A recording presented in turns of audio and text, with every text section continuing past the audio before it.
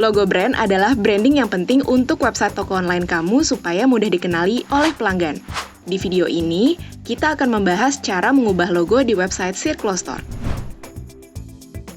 Pertama-tama, kamu perlu melakukan login ke admin panel Circulo Store.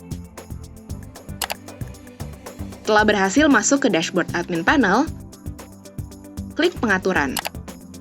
Pada menu pengaturan, klik profil toko dan hapus logo template dengan mengklik icon tempat sampah. Kemudian, klik kotak logo dan pilih file untuk menambahkan logo brand kamu. Setelah memilih, klik simpan.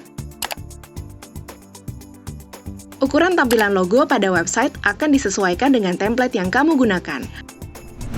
Logo brand kamu kini sudah live di website.